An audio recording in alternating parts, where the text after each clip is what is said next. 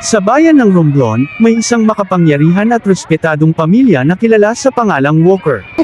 Sila ang nagmamay-ari ng pinakamalawak na taniman ng niyog sa buong isla.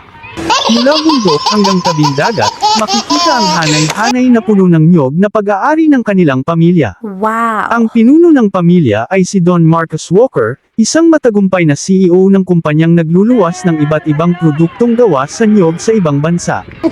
Dahil sa kanyang sipag at talino sa negosyo, naging tanyag ang apelyidong Walker hindi lamang sa Romblon kundi maging sa iba't ibang panig ng Pilipinas. Ngunit sa likod ng marangyang pangalan ng pamilya ay ang kanilang nag-iisang anak na si Sacris Walker. Hindi tulad ng inaasahan ng marami, si Sacris ay tahimik at simpleng tao. Mas gusto niyang maglibot sa taniman kaysa dumalo sa mamahaling pagtitipon. Madalas siyang makita kasama ng mga manggagawa, tumutulong sa pagbubuhat ng kopra at nakikipagkwentuhan sa mga magsasaka. Sana Hindi all. ko kailangang magmukhang mayaman para respetuhin, wika niya minsan. Mas mahalaga ang marunong kang makisama. Bata pa lamang si Sacris ay tinuruan na siya ng kanyang ama kung paano pamahalaan ang negosyo. Siya ang nagbabantay sa pag-aani ng niyog, nagsusuri sa kalidad ng produkto, at nakikipag-usap sa mga mamimili mula Maynila at ibang bansa. Sa pagdaan ng panahon, unti-unting ipinasa ni Don Marcus kay Sacris ang pamamahala ng kumpanya. Marami ang nagduda dahil bata pa ito, ngunit mabilis niyang pinatunayan ang kanyang kakayahan.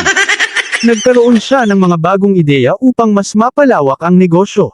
Gumawa siya ng coconut vinegar, virgin coconut oil, at iba pang produktong organiko na agad tinangkilik ng maraming tao.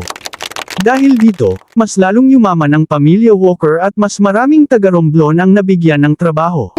Ngunit isang malaking pagsubok ang dumating ng tamaan ng malakas na bagyo ang kanilang bayan. Maraming puno ng niyog ang nabuwal at maraming pamilya ang nawalan ng kabuhayan.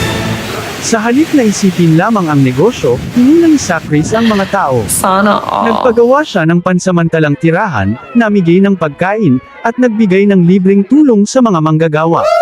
Doon lalo siyang hinangaan ng buong Romblon. Hindi lang bilang anak ng mayamang pamilya, kundi bilang isang lalaking may mabuting puso at tunay na malasakit sa kanyang bayan. At habang patuloy na sumasayaw sa hangin ang mga puno ng niyog sa Romblon, patuloy ding nabubuhay ang pangalan ni Sacris Walker, ang simpleng tagapagmana na piniling maging lingkod ng kanyang mga kababayan kaysa maging alipin ng kayamanan.